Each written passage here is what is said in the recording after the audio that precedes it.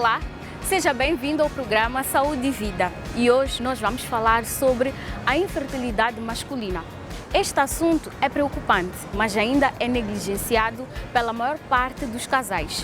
A OMS estima que cerca de 80 milhões de homens ao redor do mundo sejam inférteis, ou seja, cerca de 30% das causas de fertilidade entre casais estão diretamente relacionadas com o homem. Portanto, neste programa, vamos poder esclarecer as dúvidas sobre este assunto, vamos conhecer as causas, o diagnóstico, bem como o tratamento da infertilidade masculina. Não saia daí!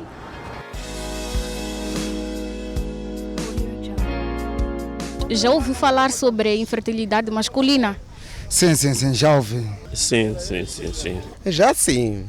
E o que é que sabe sobre esse assunto? Bom, infertilidade é quando um homem está no momento que não consegue, produzir. Sei que infertilidade masculina são aquelas pessoas, não sei, nascem e não conseguem fazer filhos. Infertilidade masculina trata-se de um casal com pouca experiência, por exemplo.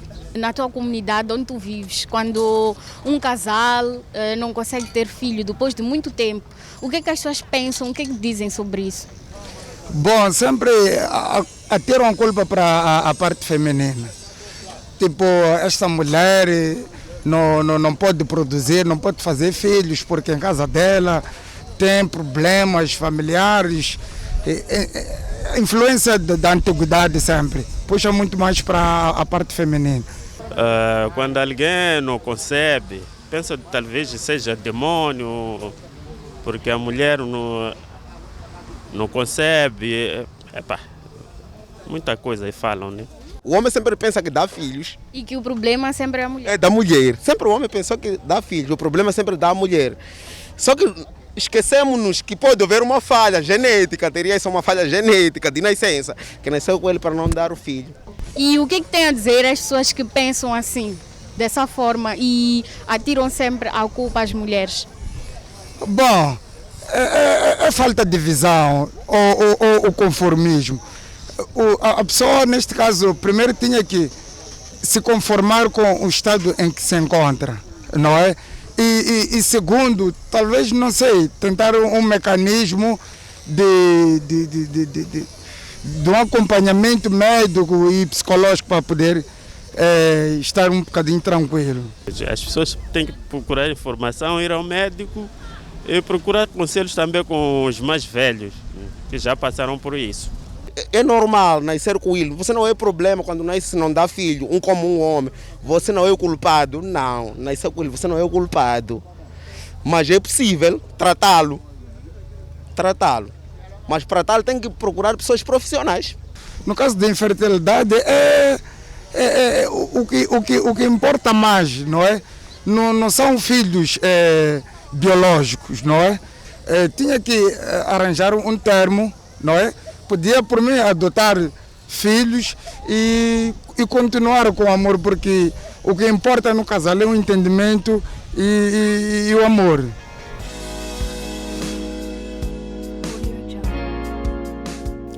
Infelizmente, a infertilidade masculina ainda é encarada como um tabu. Apesar de estudos científicos já terem comprovado que quase 20% da população mundial é atingida por esta doença e que as percentagens de infertilidade, tanto em homens como em mulheres, é quase a mesma, ainda há muitas pessoas que atribuem a culpa especificamente às mulheres. E é por essa razão que hoje deslocamos-nos à Clínica de Urologia e Andrologia Cliurca para conversar com o Dr. Nelson Chamo, médico especialista em urologia. Olá, doutor, seja muito bem-vindo ao nosso programa mais uma vez. Olá, muito obrigado pelo convite. Bem-vindos à Cliurca, Clínica de Urologia e Andrologia, que é uma clínica virada essencialmente para a saúde masculina E este convite vem em boa hora, porque estamos a celebrar a Semana Internacional de Saúde Masculina. É um prazer estarmos aqui e podermos contribuir nesse tema que é bastante importante na nossa sociedade. Muito bem, e uma vez que estamos aqui na Clínica de Urologia e Andrologia, o doutor pode, em breves palavras, explicar mais ou menos quais são os serviços que o paciente pode encontrar aqui na Cliurca? Bom, nós prestamos serviço, como disse, de saúde masculina, de uma forma global. E nos focamos naqueles que são os principais problemas de saúde masculina, dando como exemplo o cancro da próstata, a hiperplasia benigna da próstata, questões de infertilidade masculina, as alterações da função sexual, a disfunção sexual erétil, a ejaculação precoce, de uma forma específica, mas no geral também aqueles que são problemas comuns, como a hipertensão arterial, a diabetes, entre outros. Muito bem, e uma vez que estamos a falar sobre infertilidade masculina, vamos direto a este assunto e eu gostava que o doutor nos explicasse quais são os sintomas ou que situações podem nos levar a suspeitar que estamos diante de uma infertilidade masculina.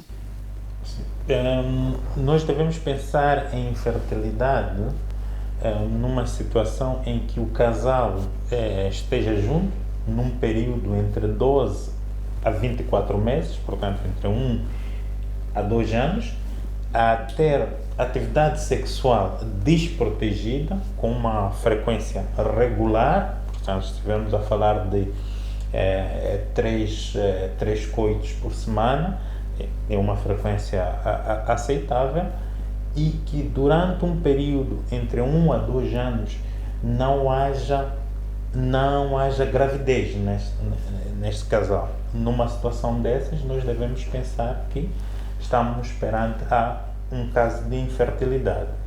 E qual faixa etária costuma ser incidente quando a fertilidade masculina está prejudicada?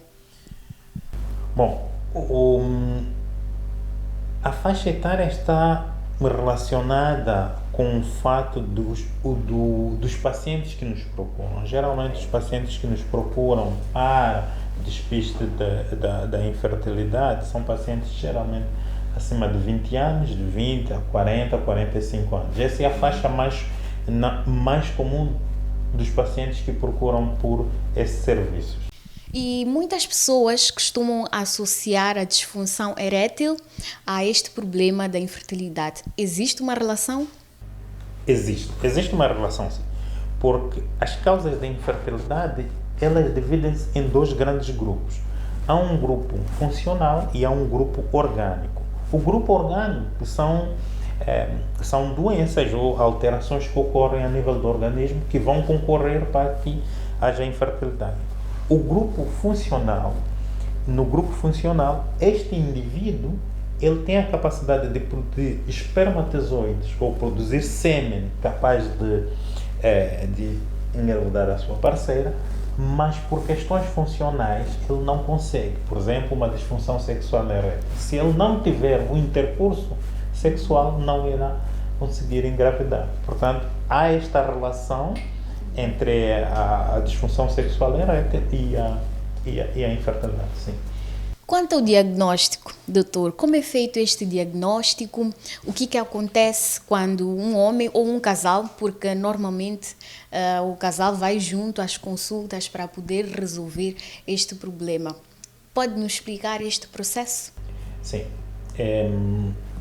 A consulta é sempre do casal, como bem disse. O que nós sempre aconselhamos, sempre que o casal está numa situação de infertilidade, o homem deve ser observado por um urologista e a mulher deve ser observada por um ginecologista. De preferência, nessas consultas, deve ir o casal para entender o que é que está a passar. No caso do homem, existem exames fundamentais, que são exames básicos que nos ajudam a direcionar o estudo para identificar a causa da infertilidade. Tem o exame do espermograma e tem o exame da ecografia do testículo. Obviamente que existem outros exames que nós fizemos, mas esses são a base porque eles dão indicações que nos permitem direcionar o estudo. Portanto, uma análise do sêmen do homem, para ir ver a característica desse sêmen, o número de espermatozoides, a capacidade de mobilidade desses espermatozoides, e outras substâncias que tem no sêmen que alimentam esses espermatozoides, e também fazer uma ecografia que é para observar como é que está esse testículo em termos estruturais, se há alterações estruturais no testículo que possam influenciar na produção de espermatozoides. Muito bem. Muitos homens, quando têm esta dificuldade, recorrem a um teste muito comum, que é da toalha em casa, durante as suas atividades do dia a dia. Até que ponto é recomendável, até que ponto este exame, autoexame, podemos assim dizer, é viável? Bom, este não é um exame viável, porque a avaliação do sêmen é uma avaliação laboratorial e tem parâmetros muito objetivos, ok? E esses parâmetros são, por exemplo, o número de espermatozoides ou a concentração dos espermatozoides por litro. A velocidade desses espermatozoides ou a mobilidade desses espermatozoides também é importante, o tipo de movimento que fazem, a morfologia, ou seja, características desses espermatozoides, se estão bem formados, e, como disse, outras substâncias que ajudam na nutrição e na proteção dos espermatozoides. Esses são parâmetros objetivos de avaliação. Obviamente que em casa ou a nível domiciliar vai ser difícil fazer essa avaliação e mesmo esta prática do teste da toalha não é recomendada nesse sentido, porque foge toda esta avaliação.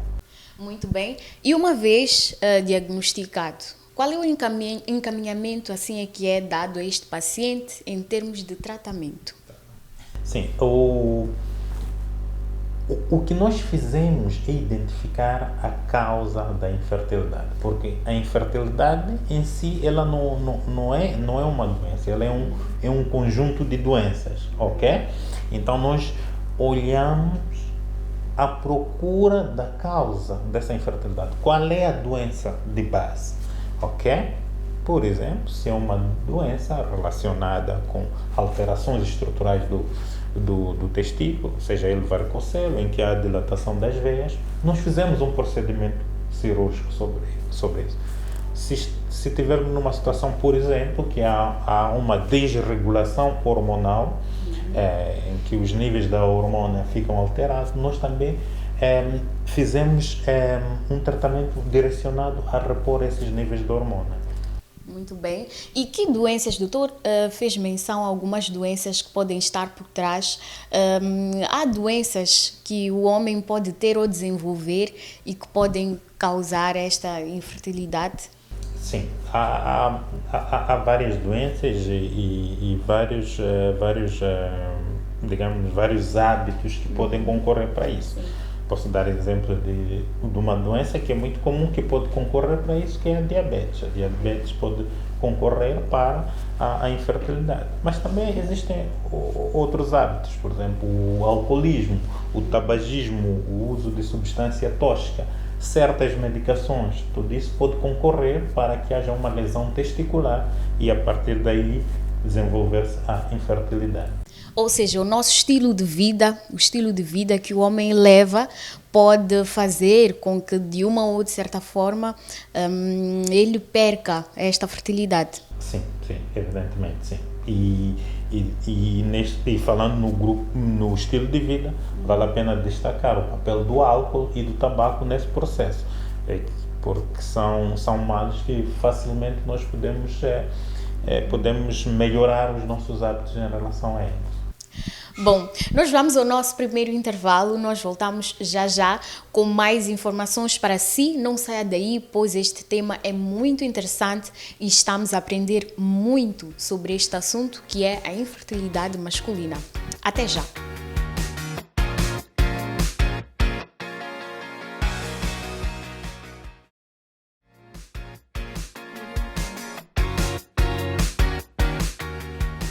Bem-vindo de volta ao programa Saúde e Vida. Para você que só agora ligou o seu receptor, hoje estamos a falar sobre a infertilidade masculina. E vamos agora responder às dúvidas e perguntas dos nossos telespectadores na rubrica Saiba Mais.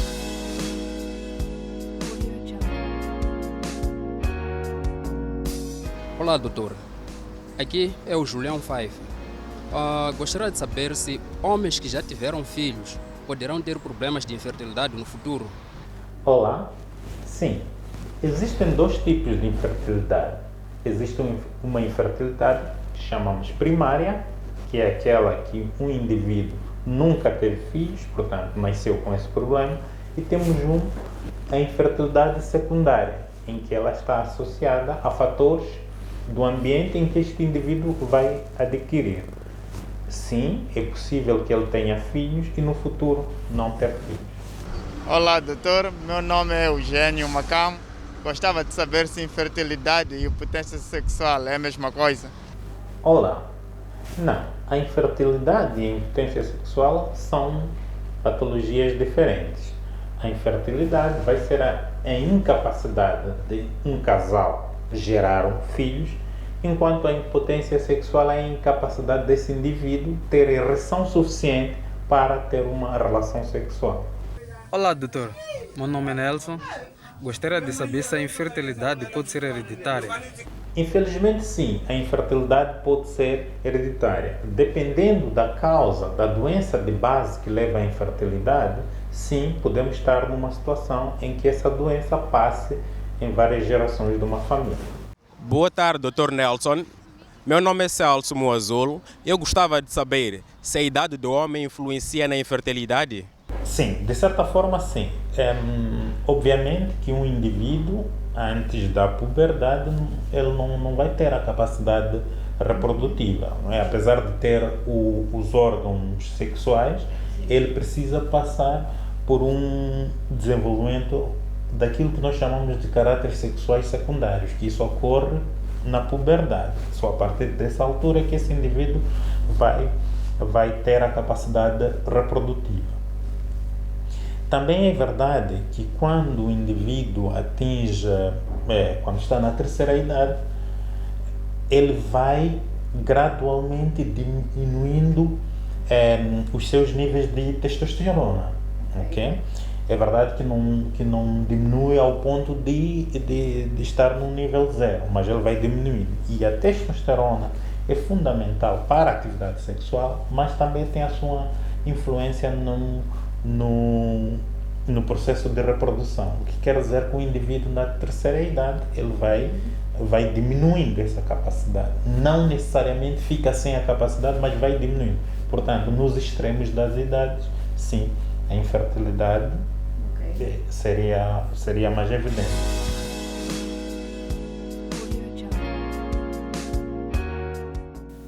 Bom, vamos a seguir esclarecer alguns mitos e verdades sobre o nosso tema de hoje, que é infertilidade masculina.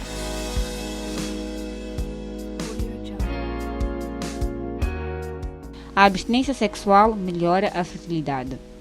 É um mito. A abstinência sexual não melhora a fertilidade.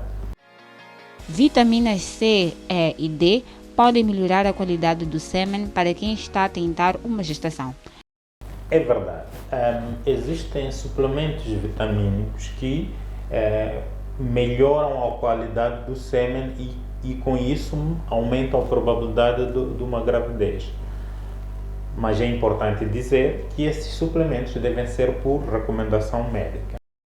Altas temperaturas na região dos testículos reduz a fertilidade. É uma verdade. A temperatura que deve estar os testículos é uma temperatura específica. Por isso mesmo, eles estão na bolsa escrotal, que cria um acondicionamento específico em termos de temperatura. A temperaturas ao extremo, sim, podem lesar ao testículo. A automedicação pode causar infertilidade.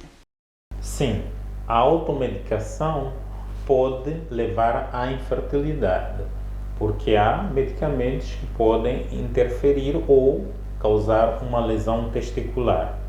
Portanto, a automedicação não é recomendada. A obesidade diminui a fertilidade. Verdade. A obesidade pode levar a alterações hormonais e essas alterações hormonais contribuem para a infertilidade.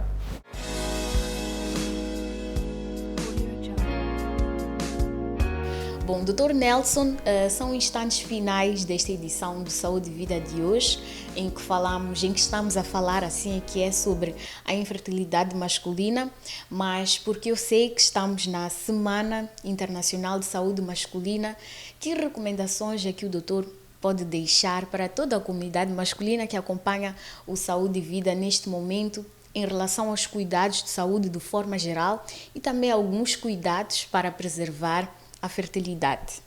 De fato, estamos na Semana Internacional de Saúde Masculina, que serve fundamentalmente para relembrar aos homens a necessidade de proteção da saúde e relembrar aos tomadores de decisões a necessidade de implementação de políticas e programas que concorram para melhorar a saúde masculina.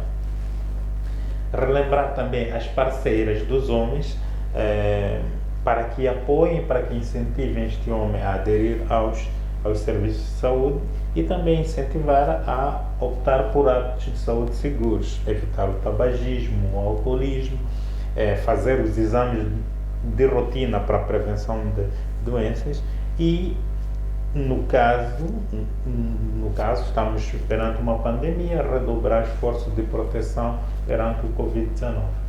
Muito bem, doutor, para aqueles casos em que temos um casal que está a tentar engravidar e que até hoje ainda não encontraram uma solução, que recomendações é que o doutor pode deixar para este casal, para onde é que eles podem se dirigir para poder ter o tratamento? E que conselho dá às famílias moçambicanas, pois muitas vezes as mulheres são oprimidas e são elas que carregam muitas vezes a culpa pelo fato de não estarem a conseguir ter frutos de um casamento que pode até ser longo, mas que nada está a acontecer.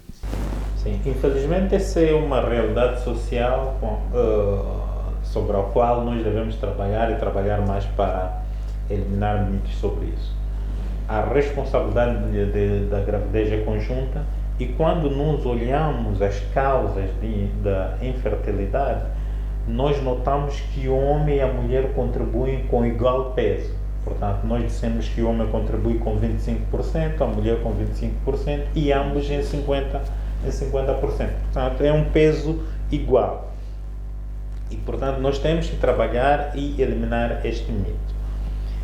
Numa situação de infertilidade, que eu posso aconselhar aos casais, o primeiro aspecto a observar é o período de infertilidade. Portanto, tem que ser entre 1 a 2 anos. Segundo, observar se tem práticas ou atividade sexual desprotegida e numa frequência aceitável, no mínimo 3 coitos por semana. Numa situação em que há infertilidade, reunindo esses critérios, o ideal é procurar simultaneamente um urologista e um ginecologista, para que um urologista observe o homem e o ginecologista observe a mulher. E sempre há de haver alguma solução, não é, doutor? Sim, felizmente,